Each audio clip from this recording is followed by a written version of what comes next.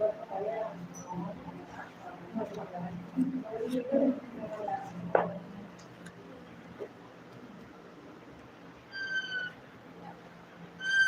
mulai.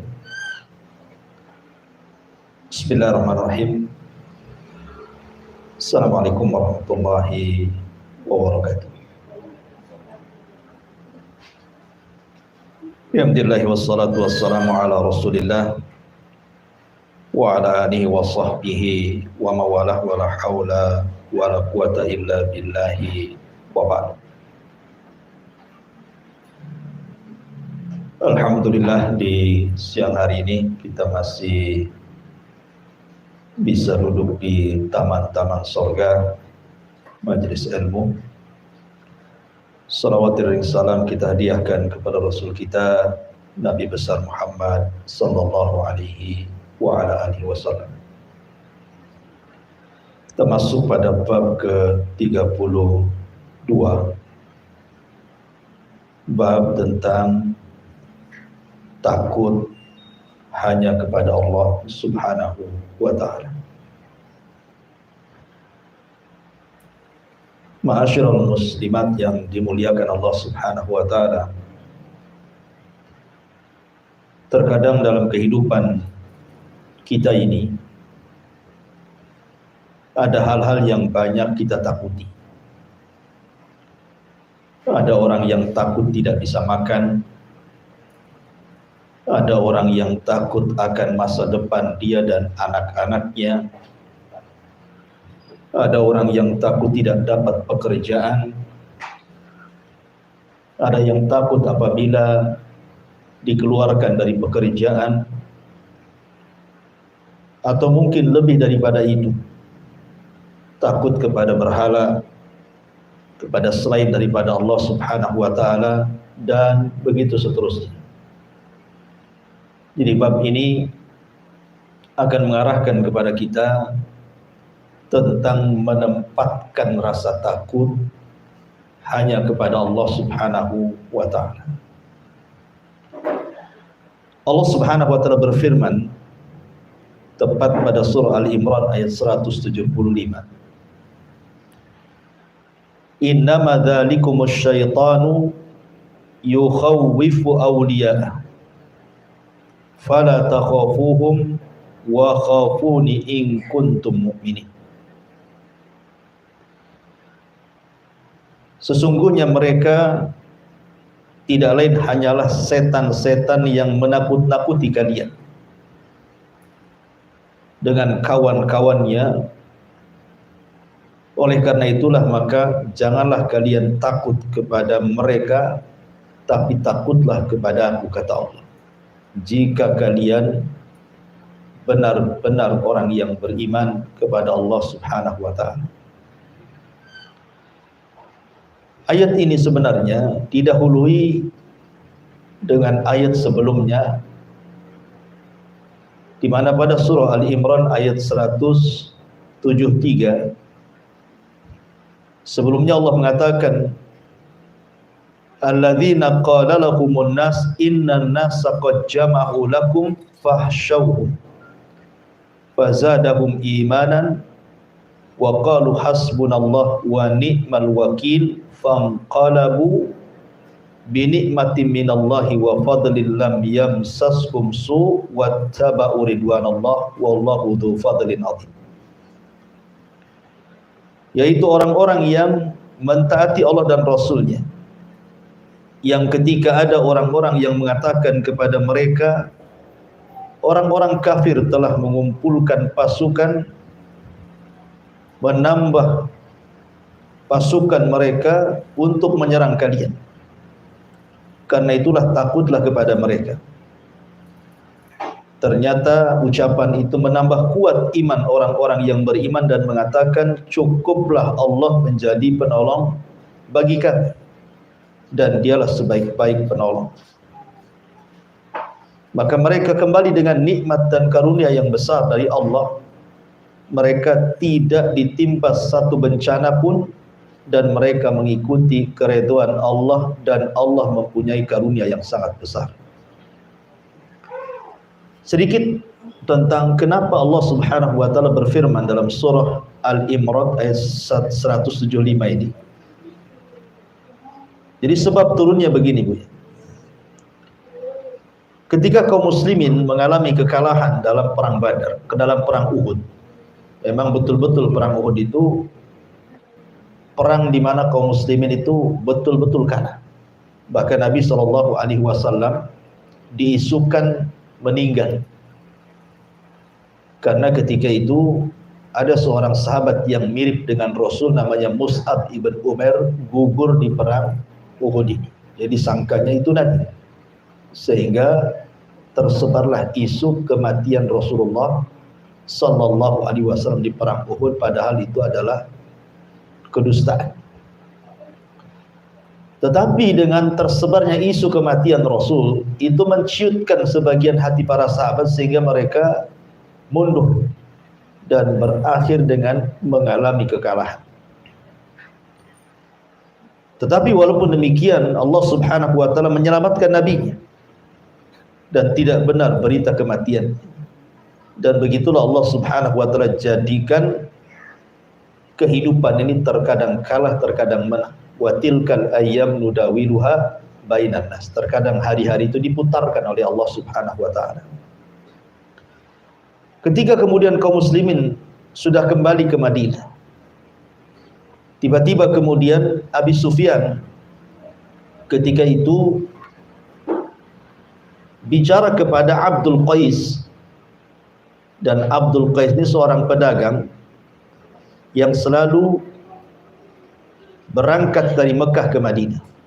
Jadi Abi Sufyan mengatakan, dan Abi Sufyan itu tokohnya orang Quraisy ketika itu belum masuk Islam, dan dia yang memimpin perang Uhud. Kata Abi Sufyan, "Ndak kemana kau Abdul Qais?" Kata Abdul Qais mengatakan, "Kami dan beberapa teman kami akan pergi ke kota Madinah." Kemudian kata Abi Sufyan, "Maukah engkau menyampaikan berita dariku kepada Muhammad? Mau enggak? Nanti ku berikan engkau imbalan." Akhirnya kemudian Abdul Qais dan kawan-kawannya sepakat mau. Akhirnya berangkatlah 3 orang ini dari Mekah menuju kota Madinah. Nah, kemudian ketika Nabi SAW sampai di sebuah tempat namanya Hamra al-Asad, itu kepulangan dari Uhud, tiba-tiba kemudian utusan Abi Sufyan, Abdul Qais dan kawan-kawan ini menemui Rasul sebelum masuk Madinah, ketemu di Hamra al-Asad. Kemudian menceritakan pesan dari Abi Sufyan bahwa dia dan orang-orang musyrik Quraisy akan datang menyerbu dengan lebih banyak lagi pasukan dibandingkan di perang Uhud. Bahkan akan menghabisi Rasul dan seluruh para pengikutnya. Maka Nabi SAW kemudian mencontohkan di hadapan para sahabat bahwa ancaman seperti itu tidak perlu gentar, tidak perlu takut, karena kemenangan itu bukan karena banyak jumlah atau kekuatan, tapi kemenangan itu datang dari Allah. Sehingga Rasul mengatakan, hasbunallah wa ni'mal wakil. Cukuplah Allah sebagai pelindung kita dan dia adalah sebaik-baik pelindung.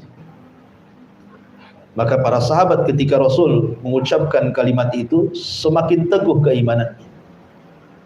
Tapi rupanya apa yang dijanjikan Abi Sufyan bahwa mereka akan mempasukan besar tidak menjadi kenyataan. Hanya gertak saja, bahkan pasukan yang dibawa tidak banyak, bahkan mereka yang kemudian lari tunggang langgang kembali ke Mekah. Dari sini Allah Subhanahu wa taala katakan, sesungguhnya mereka itu tidak lain hanyalah setan-setan yang menakut-nakuti kalian dengan kawan-kawannya dari orang-orang musyrik Quraisy. Oleh karena itulah jangan kalian takut kepada mereka, tetapi takutlah kepadaku jika kalian benar-benar orang yang beriman. Jadi di sini orang-orang kafir Quraisy hendak menakut-nakuti Nabi dan para sahabatnya dengan pasukan yang banyak, persenjataan yang kuat, dan perlengkapan perang yang cukup, dan bisa mengalahkan Nabi dan para sahabatnya. Tentu kalau ini didengar oleh orang-orang munafik ataupun orang-orang yang lemah imannya, setelah mereka mengalami kekalahan tentu mereka akan ciut nyarinya. Tapi Nabi SAW berusaha menanamkan rasa takut hanya kepada Allah. Jangan sampai kalian takut kepada mereka orang-orang kafir. Takutlah kepada Allah Subhanahu wa taala. Dari situlah maka ketika Nabi SAW memberikan contoh bahwa kita tidak boleh takut kepada manusia tapi takutlah kepada Allah, barulah para sahabat kemudian semakin kuat keimanan. Ma'asyiral muslimat yang dimuliakan Allah Subhanahu wa taala. Inilah contoh Rasul sallallahu alaihi wasallam memberikan keteguhan kepada para sahabat untuk jangan takut kecuali kepada Allah. Dan Al-Qur'an itu kita ambil bukan karena sebab turunnya, tetapi karena umum lafadznya. Jadi syaitan itu memang sejak diciptakan dan menjadi musuh bagi manusia, memang dia selalu menakut-nakuti kita. Salah satu contohnya adalah, ibu bisa buka Al-Baqarah ayat 268.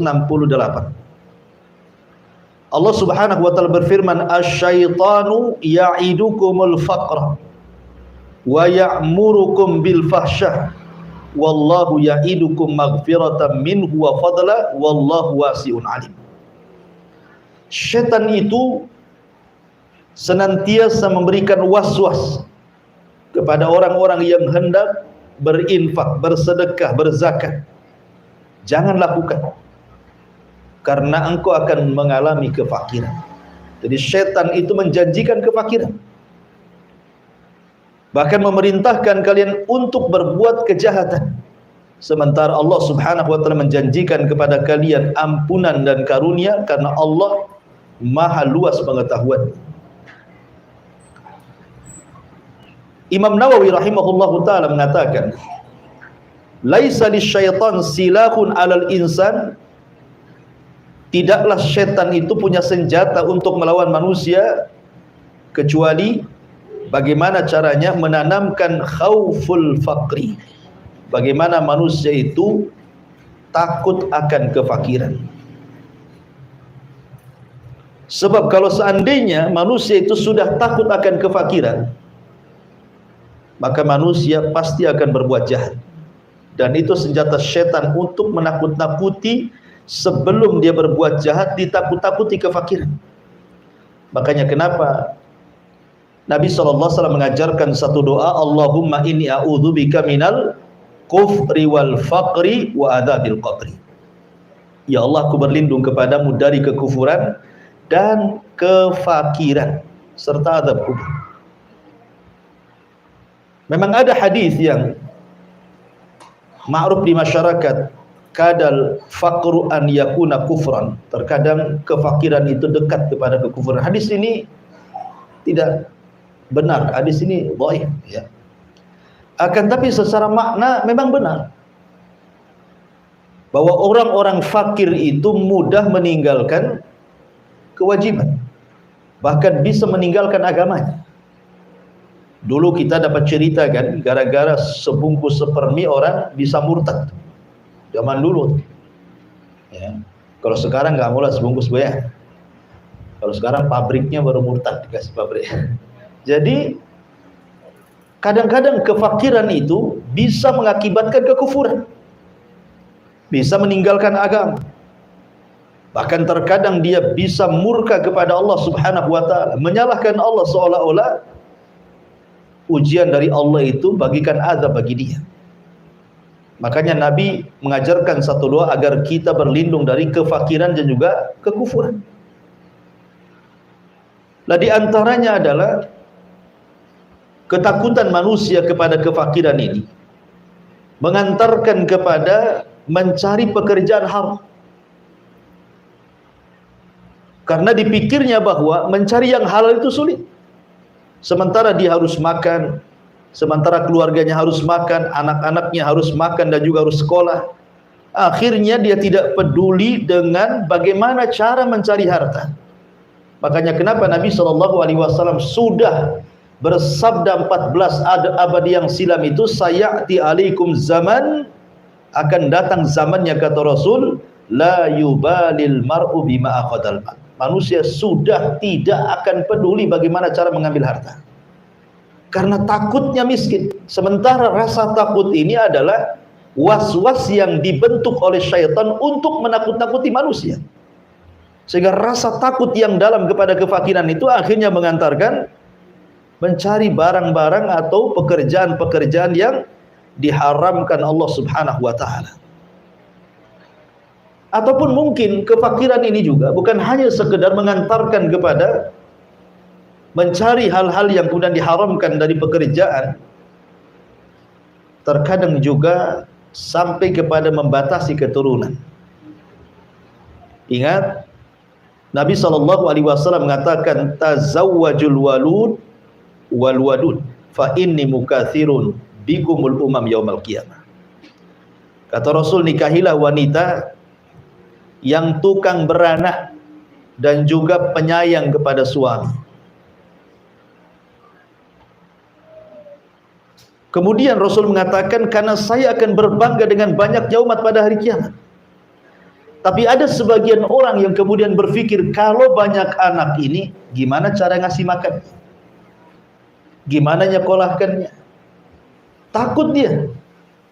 Takut masa depannya. Pada Allah Subhanahu wa taala mengatakan, nahnu narzukukum wa iyyahum. Kami loh yang kasih rezeki kalian dan juga anak-anak kalian. Kenapa mesti pusing? Lah terkadang kemudian perasaan takut kepada selain Allah yang dihembuskan oleh syaitan, salah satunya kepada kefakiran, itu mengantarkan orang akhirnya membatasi keturunan. Padahal tujuan pernikahan itu adalah memperbanyak keturunan. Ya. Kemudian juga yang ketiga, terkadang juga banyak akhirnya kemudian anak-anak muda terhalang dari menikah. Alasannya belum ada pekerjaan, alasannya belum mapan, alasannya nanti saya kasih makan apa istri saya gitu. Padahal Allah Subhanahu wa taala jelas-jelas yang mengatakan bahwa iyakunu fuqara yughnihimullah. Kalau kalian fakir, nanti Allah kasih kekayaan. Dulu kita saja atau ibu-ibu dulu kan waktu menikah dengan suami ibu, awal-awal nikah kan banyak yang nggak punya rumah tuh. Tapi seiring dengan waktu, awalnya nyewa, akhirnya cari lahan, atau mungkin nyicil beli rumah, punya rumah. Yang nggak punya kasur sendiri beli kasur, punya kulkas, punya ini, punya itu, akhirnya lengkap satu rumah kan. Lah siapa yang kasih itu kalau bukan karena Allah Subhanahu wa taala? Dan itu sekali lagi bahwa itu adalah syaitan. Syaitan membisikkan di telinga anak-anak muda supaya menjauhi pernikahan, supaya tabatul, sehingga disuruh maksiat kepada Allah Azza wa Jalla. Karena kalau dia tidak menikah, dia tidak bisa melampiaskan nafsunya kepada yang dihalalkan, akhirnya melakukan hal-hal yang diharamkan Allah Azza wa Jalla. Dari sinilah kemudian Allah mengatakan, ya'idukumul faqra wa ya'murukum bil fahsya. Setan menjanjikan kefakiran, habis itu memerintahkan untuk berbuat kerusakan. Kemudian juga termasuk juga karena takut kefakiran, terkadang ada orang-orang tua yang punya anak gadis gitu ya. Ketika sudah waktunya menikah, terkadang dia pilih-pilih jodoh tuh anak-anak. Kalau dia tidak beragama tuh, mesti doktrin orang tuanya kepada anak gadis tuh, nah kalau cari jodoh cari yang mapan. Kalau bisa PNS, ya. Kalau bisa yang paslon yang banyak kan itu ya. Jadi kadang-kadang seperti itu. Ya minimalnya pengusaha katanya. Minimal pengusaha itu, maksimalnya apa? Menteri ya. Jadi kadang-kadang orang-orang yang kemudian mendoktrin anak-anaknya itu justru soal urusan dunia. Padahal kita tahu bahwa kenikmatan berumah tangga itu bukan disebabkan karena kekayaan. Bukankah Rasul yang mengatakan ketika memilih kriteria itu, kata Rasul, fadfar bidzatid din taribat yadak. Ambil yang baik agamanya. Ambil yang baik agamanya, karena anak gadis kita itu akan melahirkan cucu kita. Cucu kita akan melahirkan cicit kita. dan itu aset bagi kita setelah kematian kita. Mereka yang mendoakan kita. Kalau orang-orang yang kaya belum tentu sayang dengan orang tuanya, jangankan lagi meninggal setelah kematian kita. Masih hidup ketika sudah tua saja boro-boro gitu ya. Kenapa? Karena yang menggerakkan anak sayang kepada orang tua itu agama, bahwa ketika dia birrul walidain itu sebuah pahala. Makanya gara-gara kemudian was-was syaitan, akhirnya banyak kemudian orang-orang yang justru menjodohkan anak-anaknya dengan dilihat barometer kekayaan bukan dari agama. Atau terkadang juga karena takut fakir, banyak kemudian wanita-wanita yang kemudian mengambil tempat pekerjaan laki-laki. Dulu kita belum pernah lihat ada pom bensin itu yang layan perempuan kan Bu, pom bensin yang laki-laki. Nah, sekarang yang di pom bensin itu banyak perempuan gitu, laki-lakinya terusir sedikit Bu. Yang saya khawatirkan nanti tukang bangunan pula perempuan semua, ya kan, repot itu nanti. Pemborongnya perempuan, tukangnya perempuan, helpernya perempuan. Nah laki-laki kerja apa? Suruh mancing, gitu kan. Jadi itu akibat apa? Karena takut fakir. Kemudian gaya hedonis dipertontonkan dengan sinetron-sinetron yang isinya di rumah-rumah megah, gedong, belum lagi artis kalau ngupload video itu, wah semua kekayaannya, mobilnya, istananya, semuanya. Akhirnya orang-orang miskin menghayal kapan sekaya dia gitu. Sehingga kurang bersyukur. Padahal Nabi SAW mengatakan, "Umdzuru ila man huwa asfala minkum wa la tangdzuru ila man huwa fawqakum." Lihat ke bawah kalau urusan dunia, jangan lihat ke atas, pegel. Ya. Karena kalau banyak lihat ke atas itu syukurnya sedikit jadi. Kemudian dan itu akibatnya akhirnya banyak perempuan-perempuan yang kemudian tidak punya aturan cara mencari pekerjaan karena berpikir kehidupan dia macam mana, masa depan dia macam mana. Orang tua saya sudah miskin, saya masih miskin lagi. Padahal belum tentu. Betapa banyak orang-orang susah kemudian dipinang orang kaya jadi kaya ya dia. Itu siapa yang berkehendak Allah Subhanahu wa taala. Dan belum tentu orang kaya juga senang hidupnya. Hanya zahirnya saja dia senang. Ya, karena bagaimanapun kesenangan itu datang dari hati dan itu pemberian dari Allah Subhanahu wa taala. Kemudian juga akibat kemudian bagaimana setan merongrong manusia untuk menakut-nakuti, dicintakan dengan harta dan ditakutkan dengan kematian. Bagaimana orang itu dicintakan dengan harta kemudian ditakutkan dengan kematian, akhirnya dia pun melanggar syariat dan mengikuti perintah syaitan. Ya. Kembali kepada tema bahwa di sini Allah Subhanahu wa taala menjelaskan tentang bagaimana kedudukan takut. Takut itu sebuah ibadah. Pada bab sebelumnya kita menjelaskan tentang al-mahabbah.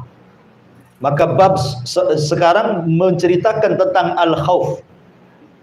Kenapa di sini mu'alif rahimahullahu taala ingin menjelaskan tentang rukun-rukun ibadah hati. Jadi rukun ibadah hati itu ada 3 Ibu ya. Pertama al-mahabbah, perasaan cinta. Yang kedua al-khauf, perasaan takut. Yang ketiga ar-raja, perasaan mengharap. Ibadah itu harus didasari dengan cinta, jangan terpaksa. Ibadah itu harus didasari dengan takut supaya terangsang terus untuk melakukan ibadah.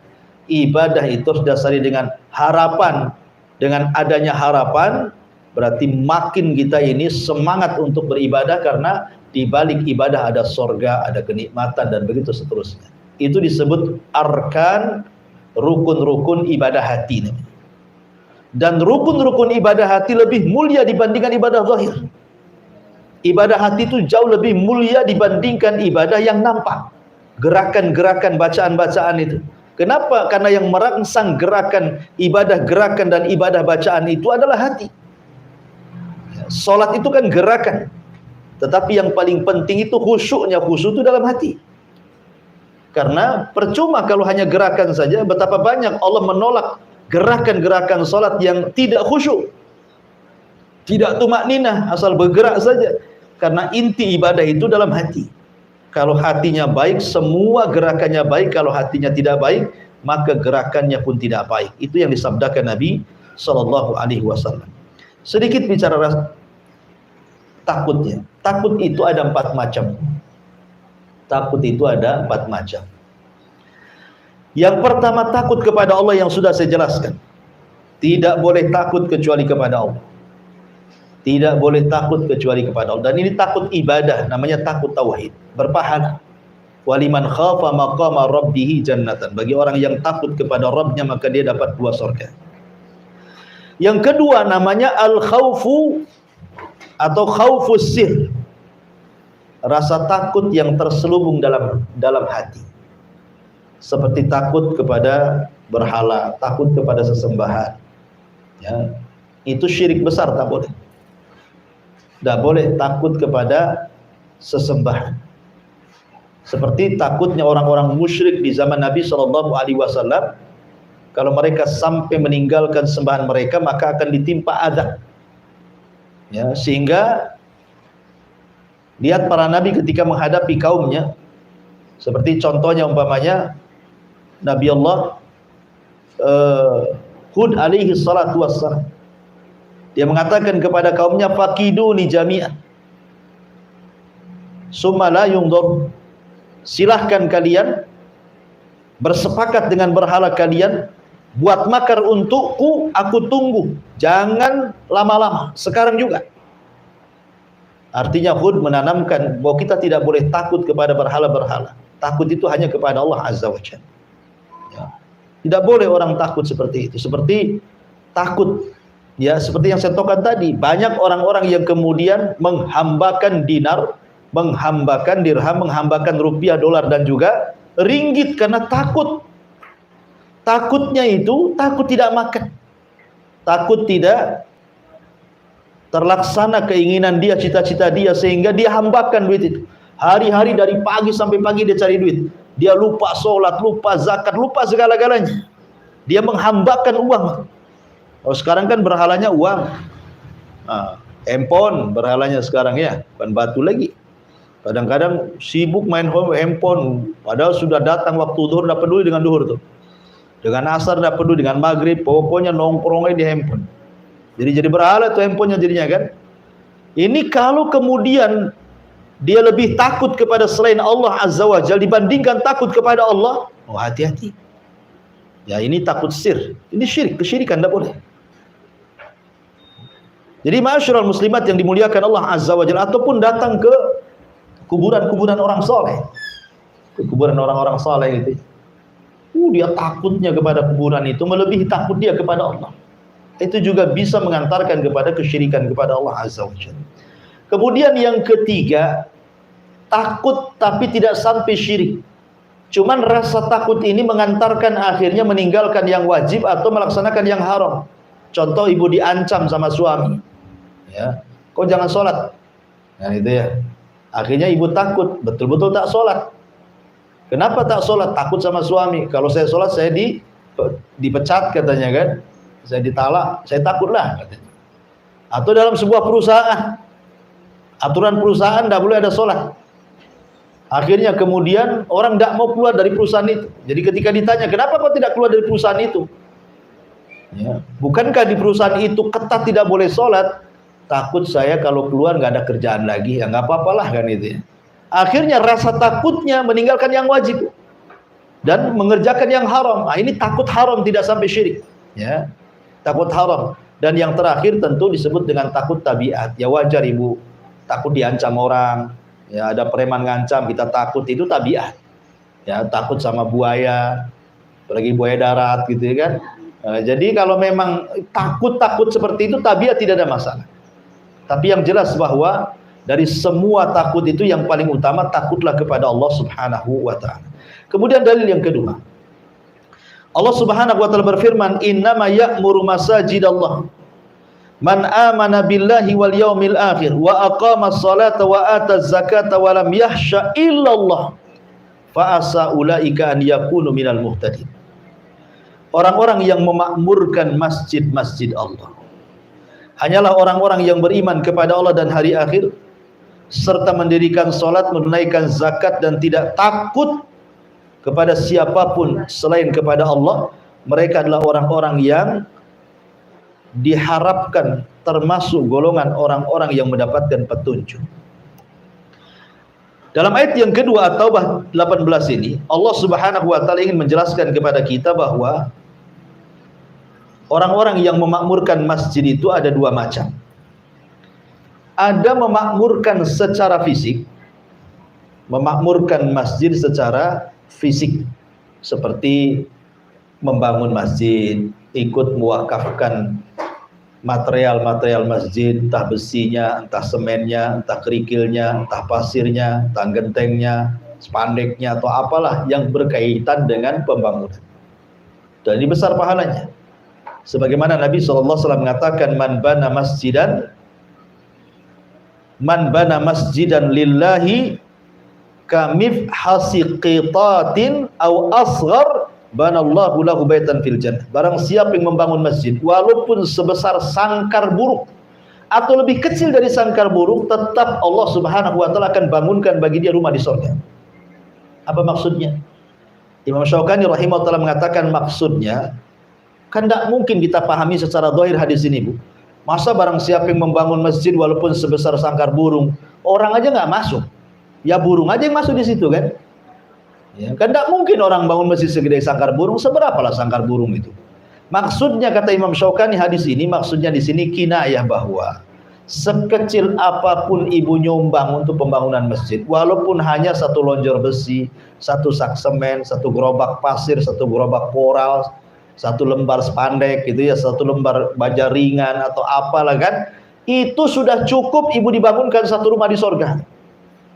Ya, ini yang pertama. Kemudian makna yang kedua, bahwa yang dimaksud orang yang memakmurkan masjid itu memakmurkan secara ruhiyah. Ya, yang pertama membangun fisik, ataupun ya tadi membangunkan secara ruhiyah. Ruh kita dibangun di situ. Bukan hanya masjid saja dibangun, ruh kita dibangun dengan sholat kita di situ, dengan baca Quran di situ, dengan kita zikir di situ, akhirnya menghasilkan akhlak-akhlak yang mulia. Ya, karena masjid itu tempat tarbiyah. Orang kalau pulang dari masjid harusnya dia tidak mengucapkan kalimat kotor dan tidak melakukan perkara fasik. Kenapa? Karena Allah yang mengatakan inna sholata tanha 'anil fahsya'i wal munkar. Salat itu mencegah perbuatan keji, ucapan-ucapan kotor, dan mungkar, perbuatan fasik. Artinya bahwa pembangunan itu bukan hanya sekedar fisik saja. Ya, ini yang banyak sekali dilakukan di masyarakat kita. Masjidnya aja bagus-bagus gitu ya. Masjidnya megah-megah, pakai AC gitu. Luar biasa sekarang masjid di zaman sekarang. Tapi membangun orang-orangnya itu yang kurang. Sehingga banyak masjid bagus kosong dari jamaah. Tahu-tahu yang azan dia, yang imam dia, yang makmum dia gitu. Dia aja gitu, dia saja. Nah, yang lain kemana? Padahal sebenarnya yang paling utama itu membangun ruh dibandingkan fisik. Membangun ruh dibandingkan fisik lebih utama. Ya. Tapi juga bagaimanapun dua-duanya juga utama. Makanya Allah Subhanahu wa taala mengatakan orang-orang yang memakmurkan masjid-masjid Allah itu ya orang-orang yang beriman kepada Allah dan hari akhir, melaksanakan salat, menunaikan zakat, dan yang paling penting syahidnya di sini walam yahsya illallah, walam yahsya illallah, dan dia tidak takut kecuali kepada Allah Azza wa Jalla. Kalimat yahsya itu beda dengan al-khauf. Kalau pada ayat yang pertama Ali Imran ayat 175, Allah membahasakan takut itu dengan kalimat al-khauf. Tetapi dalam surah At-Taubah ayat 18 Allah membahasakan takut itu dengan kalimat khasyah. Apa bedanya al-khauf dan khasyah? Kan kalau diterjemahkan ke bahasa Indonesia kan sama-sama takut. Kata ulama mengatakan khasyah lebih tinggi dibandingkan al-khauf. Karena khasyah itu diiringi dengan pengetahuan, dengan ilmu, dan dengan ta'zim, mengagungkan Allah Azza wa Jalla. Di mana orang-orang itu kalau sudah sampai level khasyah, betul-betul dia takut karena diiringi dengan pengetahuan. Maknanya dia tahu apa yang ditakutkan. Makanya kenapa ketika Allah mensifatkan para ulama, Allah mengatakan innama yakhsyallah min ibadihil ulama. Orang-orang yang takut kepada Allah itu mereka para ulama, para penuntut ilmu yang punya pengetahuan. Kenapa? Karena hanya mereka yang tahu apa yang ditakutkan. Ya, manusia kan dua, ada yang takut tapi tidak tahu apa yang ditakutkan, ada yang takut memang dia tahu apa yang ditakutkan. Ya. Jadi ulama itu tahu. Kenapa mereka takut? Karena tahu yang ditakutkan. Selain ulama itu ya nggak takut wajar, karena nggak tahu apa yang ditakutkan gitu ya. Makanya khasyah itu lebih tinggi dibandingkan khauf. Dan orang-orang yang masuk ke masjid harusnya bukan hanya sekedar al-khauf, tetapi juga mendapatkan predikat khasyah. Jadi ketika masuk masjid itu dia tahu apa yang ditakutkan dalam masjid itu. Kenapa dia sholat? Karena takut akan neraka, takut akan adab, takut disiksa dan begitu seterusnya. Ya, jadi khasyah itu lebih tinggi dibandingkan al-khauf. Kemudian Allah mengatakan fa asa ulaika an yakunu minal muhtadin. Kemudian di dalam ayat yang lain Allah mengatakan, disebutkan dalam surah Al-Ankabut ayat 10. Wa minan nasi man yaqulu amanna billah fa idza udhiya fillahi ja'ala fitnatan nasi ka'adzabillah wala in jaa nasru mir rabbika la yaqulanna inna kunna ma'akum awalaysallahu bi'a'lama bima fi suduril alamin. Di antara manusia ada yang berkata, kami beriman kepada Allah, maka apabila dia disakiti karena beriman kepada Allah, dia anggap siksaan manusia itu seperti siksaan Allah. Sungguh jika datang pertolongan dari Rabb, mereka pasti akan berkata, sesungguhnya kami beserta kalian. Bukankah Allah lebih mengetahui apa yang tersimpan dalam dada semua manusia? Maksudnya begini, ayat ini bagus sekali. Kita jabarkan sedikit, agak panjang. Ada yang mengatakan bahwa ayat ini adalah isyarat kepada orang-orang munafik. Jadi orang-orang munafik dan lemah imannya, kalau diuji oleh Allah Subhanahu wa taala di zaman Nabi sallallahu alaihi wasallam, maka mereka mengatakan ujian itu seolah-olah adab dari Allah Azza wa Jalla, bukan sebagai pengangkat derajat dan penghapus dosa, ya kan? Berbeda dengan orang-orang yang beriman. Justru mereka menjadikan ujian Allah itu sebagai keyakinan bahwa Allah sedang mengangkat derajatnya dan Allah sedang menghapus dosa-dosanya dan Allah sedang menggembleng dari kesabarannya. Karena begini Bu ya, manusia di depan ujian Allah Subhanahu wa taala itu ada 4 macam. Kalau seandainya ibu diuji oleh Allah, sakit, berkepanjangan, ekonomi lagi bermasalah, apalagi BBM naik gitu ya. Semua naik jadinya Bu ya. Ya, sampai COD aja naik tuh. Ya, Shopee aja naik ongkosnya katanya. Naik semua Ibu ya. Sampai ibu pun naikkan juga uang belanjanya itu sama suaminya. Kenapa dinaikkan Dek? BBM naik Bang, nggak dengar BBM naik katanya. Ada yang sampai seperti itu. Jadi kalau ada orang diuji nih, entah itu kematian orang dicintainya, atau mungkin kefakiran hidupnya, atau penyakit yang dideritanya, dan begitu seterusnya. Manusia itu menghadapi ujian itu ada 4 kategori. Ada 4 orang, ada 4 macam. Yang pertama ada orang yang Masya Allah tasahud Bu. Tasahud itu artinya enggak redho dengan ujian, enggak ikhlas dengan musibah. Ya, kayaknya musibah ini azab dari Allah Subhanahu wa taala bagi dia. Bahkan lebih parah lagi, bukan hanya hatinya saja tidak ikhlas, tidak redha Bu, lisannya pun kadang-kadang ikut menunjukkan ketidakredhaan. Lisannya itu ngomong, kenapa mesti aku terus? Kenapa enggak tetangga sebelah saja katanya. Gitu ya.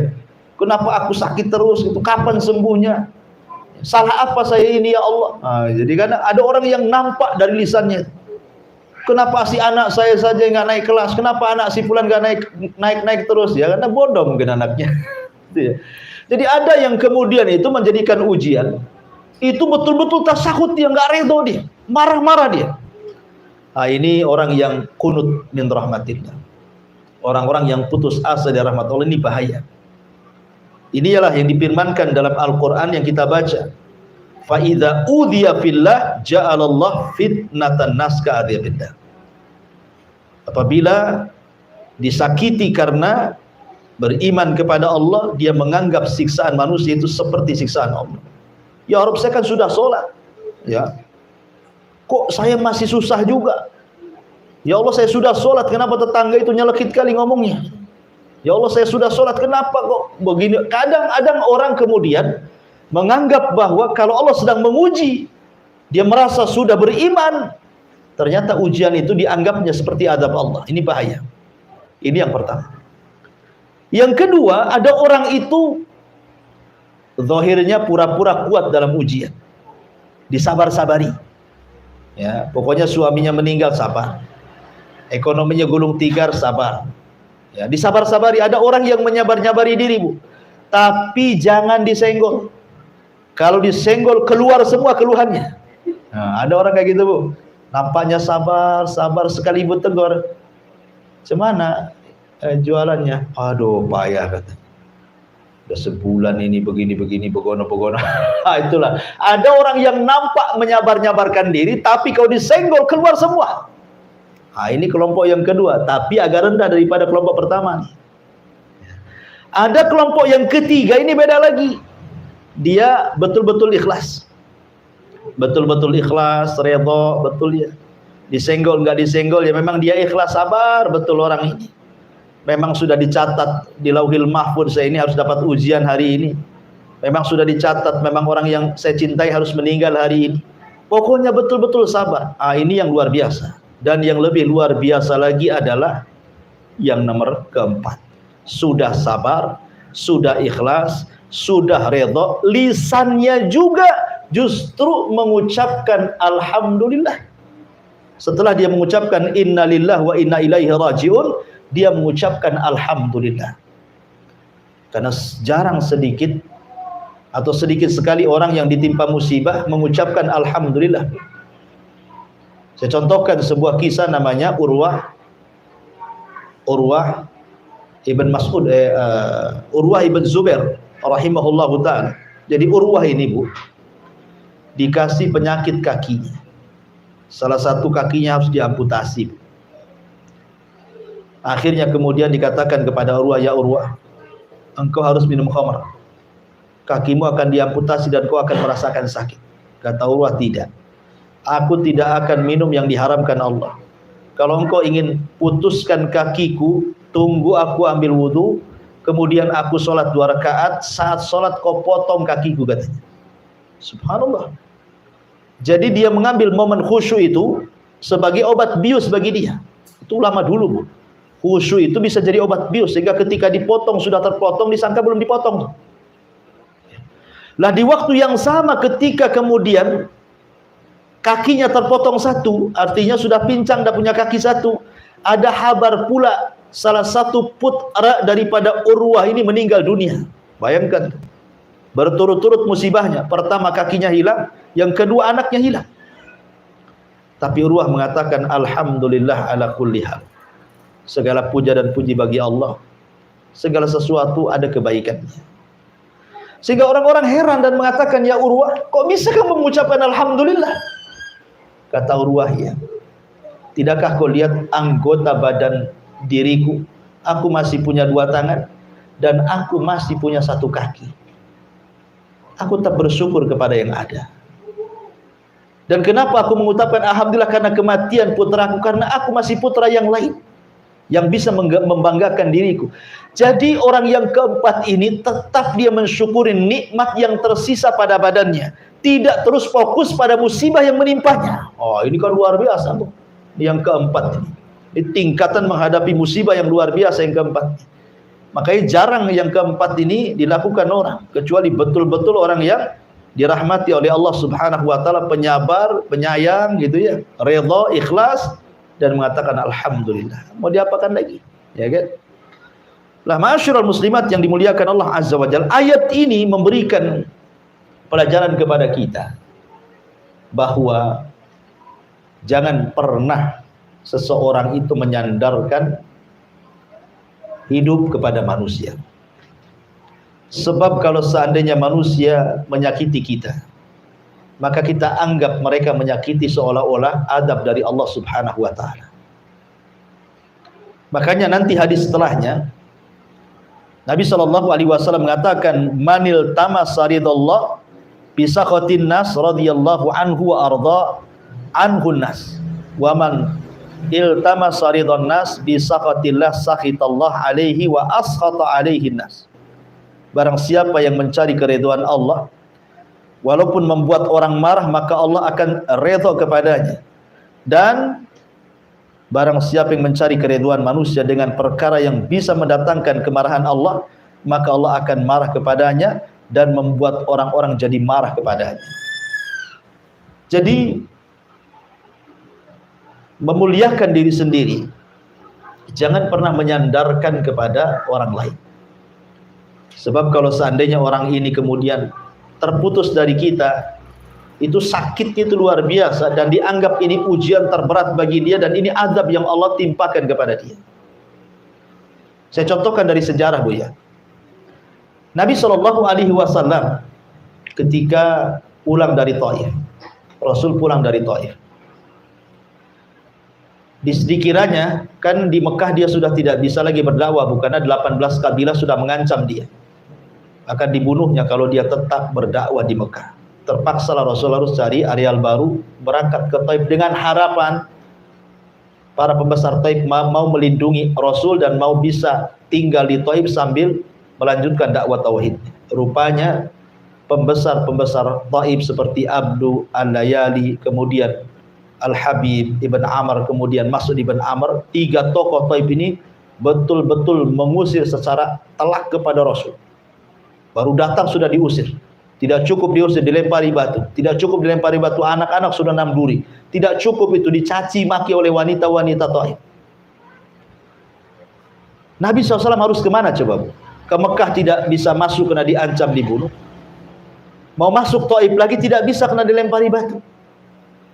Tetapi tidak pernah keluar dari lisan Nabi SAW sebuah kata-kata bahwa ujian ini merupakan adab dari Allah.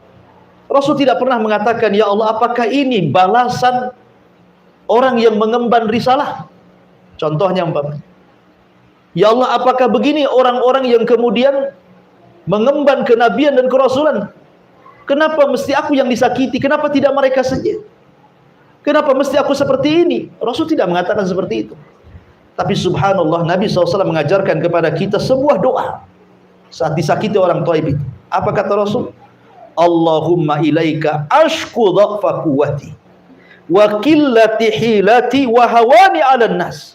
Kata Nabi SAW, ya Allah, aku hanya mengadu kelemahan kekuatanku, sedikit pengalaman dakwahku, dan terasa hinanya diriku di atas manusia. Tetapi Rasul mengatakan, illam takun alayya sakhatun fala ubali. Kalau memang illam takun alaika, kalau memang engkau tidak murka kepadaku, kalau memang peristiwa seperti ini bukan kemurkaanmu kepadaku, kalau memang mereka melempari batu kepadaku, mencaci maki aku, ini bukan bentuk kemurkaanmu kepadaku, kata Rasul, fala ubali, aku nggak peduli. Ya. Mereka mau ngomong apa, mau melempari batu, mau menyakiti saya, terserah, asal ini bukan bentuk kemarahanmu kepadaku. Lihat, bisa nggak kita ngomong begini saat kena musibah? Umpamanya ibu kena sakit gitu, ya Allah, selama sakit ini, umpamanya persis seperti ucapan Nabi SAW, ya, ini bukan bagian azabmu untukku, saya nggak peduli. Ya, boleh jadi ini adalah engkau hendak mengangkat derajatku dan menghilangkan dosa-dosaku. Ah, kan enak, Bu. Kalau ibu ngomong gitu, tenang tuh hidup tuh. Umpamanya ini gulung tikar usahanya, dia ngomong, ya Allah, selama gulung tikar ini, kebangkrutan ini bukan azab dari kepada kamu, bukan karena engkau murka kepada aku nggak peduli. Mau gulung tikar, mau bangkrut, nggak peduli. Ya. Yang penting afiataka, karuniamu, maafmu lebih luas kau berikan kepada aku. Itu yang dikatakan Nabi SAW, ghairu anna afiyataka hiya awsa'ali, akan tetapi maafmu kepadaku lebih luas dibandingkan murkamu kepadaku. Kalau orang ngomong begini saat kena musibah, Bu, tenang satu dunia, Bu. Nggak ada orang yang menjerit-jerit, apalagi sampai curhat kemudian di FB, itu nggak ada, Bu. Ya kan? BBM naik, Udah curhatnya macam-macam tuh dari A sampai Z, setiap hari statusnya itu aja. Ya, kalau dia mengatakan seperti itu kan enak Bu ya kan, tenang, tidak sedih, tidak khawatir, tidak takut. Itu yang diajarkan Nabi SAW. Tapi betapa banyak sering saya katakan kan, apabila anaknya sakit dia mengeluh dan mengatakan, ya Rob kenapa anak saya yang sakit? Apabila ditimpa musibah dia mengatakan, ya Rob asih aku aja kena musibah, kenapa si anu tidak? Nah, ketika kemudian gulung tikarnya, ya Rob kenapa mesti usahaku yang gulung tikar? Kenapa si anu-anu itu kok bagus sekali usahanya? Apa salah? Kan ada orang-orang kayak gitu ya. Ini sama dengan firman Allah, fa idza udhiya fillah ja'ala fitnatan nas ka'adzabillah.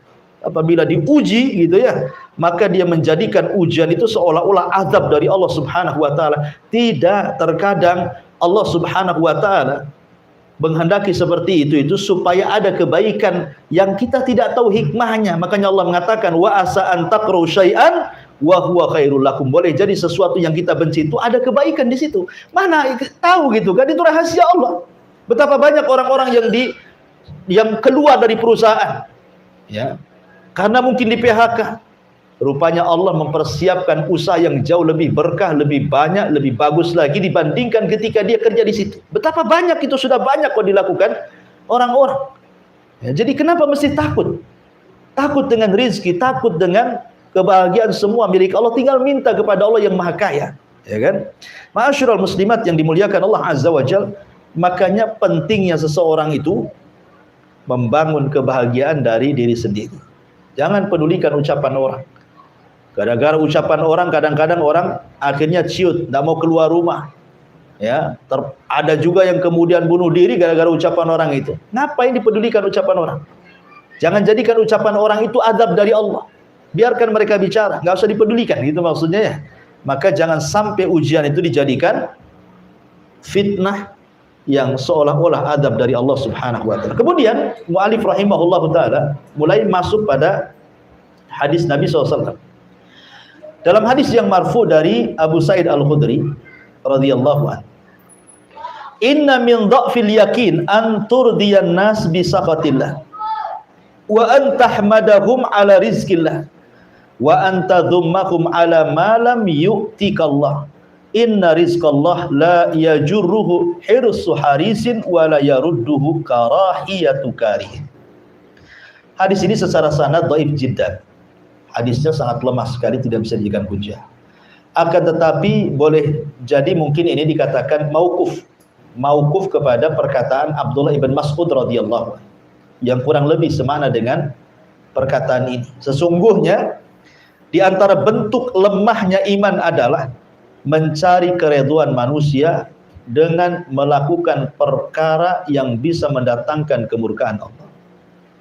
Memuji orang lantaran rizki Allah yang diberikan lewat mereka, dan mencela orang lantaran rizki Allah yang tidak diberikan lewat mereka. Sesungguhnya datangnya rizki Allah tidak dapat dipercepat dengan semangat seseorang yang mengelola untuk mendapatkannya. Begitu juga tidak dapat ditinggalkan oleh kebencian seseorang yang membencinya. Subhanallah, ini banyak terjadi di masyarakat ya, bahwa terkadang manusia itu ingin mencari keridhaan manusia, tetapi dengan cara yang membuat Allah murka.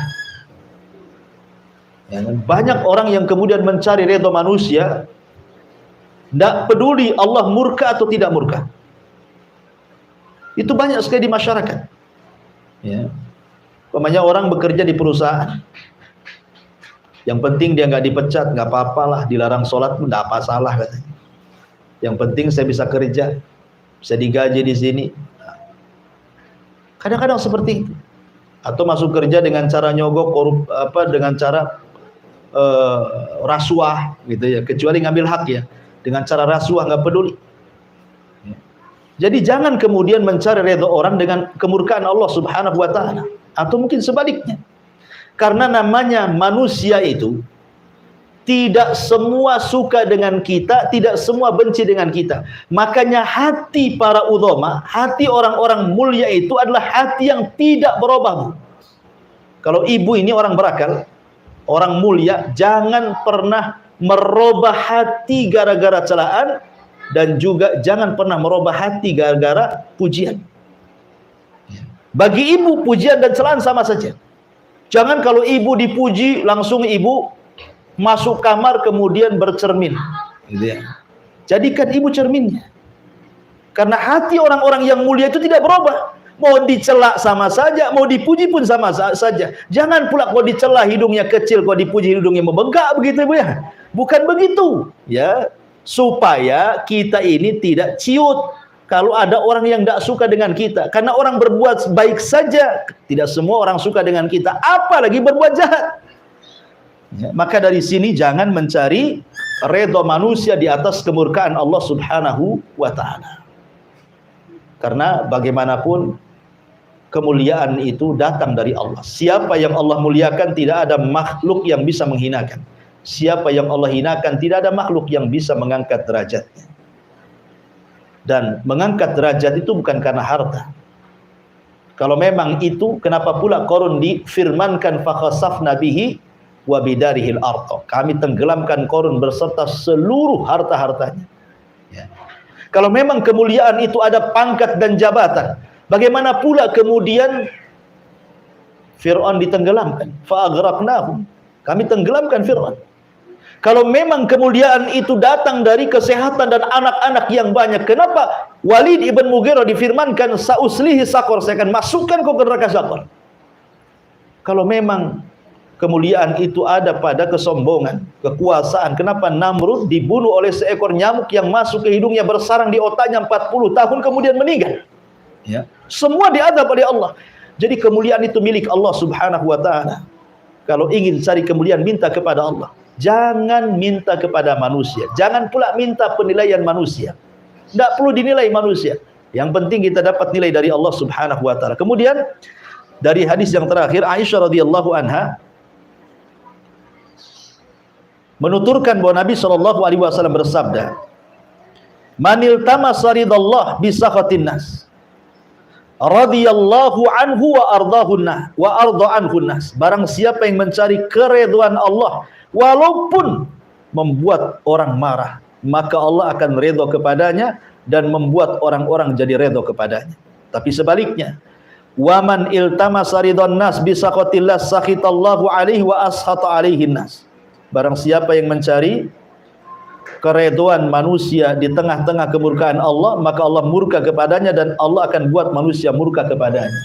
Sebenarnya perkataan Aisyah radhiyallahu anha ini adalah balasan surat kepada gubernur, kepada seorang sahabat namanya Muawiyah ibn Abi Sufyan ketika menjadi gubernur di Syam. Jadi Muawiyah bin Abi Sufyan ini mengirim surat kepada Aisyah radhiyallahu anha, "Wahai Aisyah ummul mukminin, berikan nasihat pendek kepadaku. Berikan wasiat pendek, nasihat pendek kepadaku."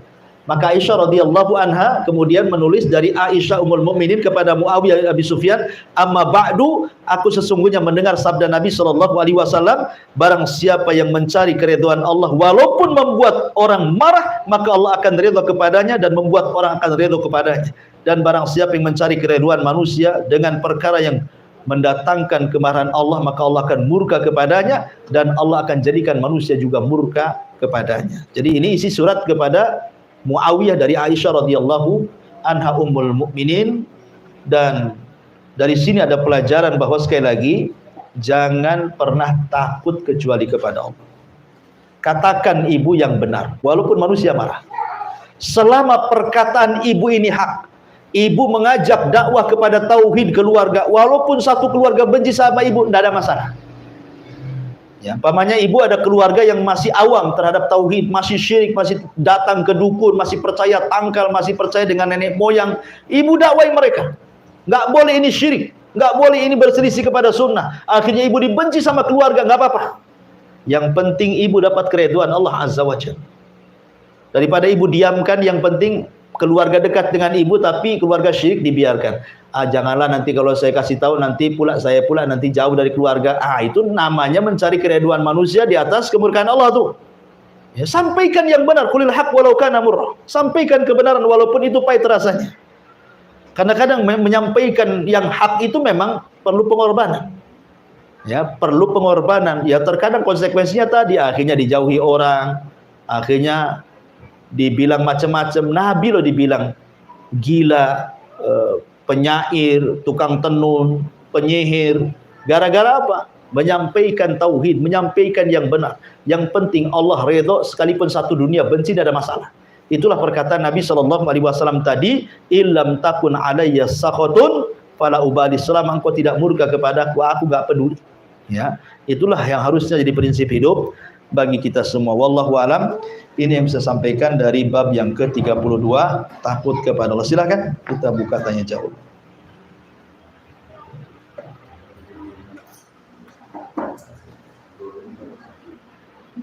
Menit lagi.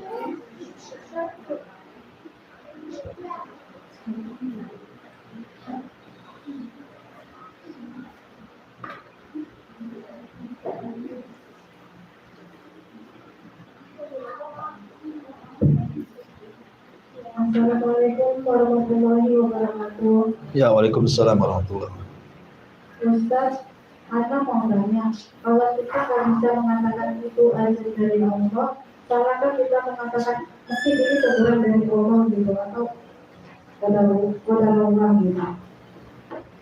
Oh, kalau ibu disakiti orang, kemudian ibu ngomong, ah ini bukan Pak. apa? Kemarin kan Ana jatuh, gitu. Kecelakaan ya. Terus Ana bilang, ini mungkin teguran dari Allah gitu. Terus udah, karena kawan-kawan punya kok bisa jatuh.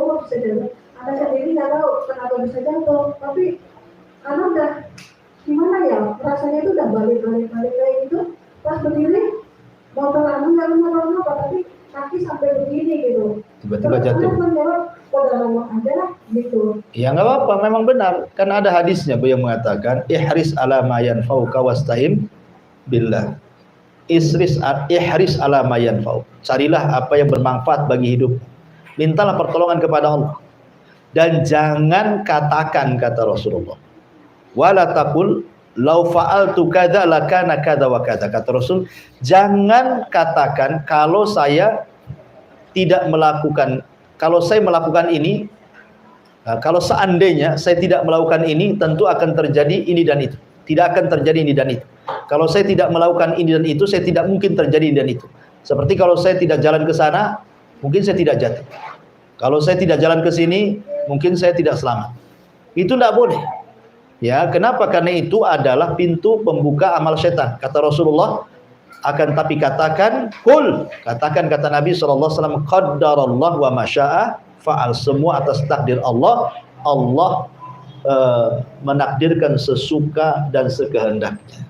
Ya betul Bu. Jadi kalau ibu jatuh, ya, jangan pula kemudian disalahkan, oh gara-gara motornya ini sudah ombek, motornya ditendang lagi, gara-gara kamu. Ngapain nendang motor? Makin sakit lah, udah jatuh nendang motor pula kan itu. Jadi kita katakan ini sudah takdir Allah.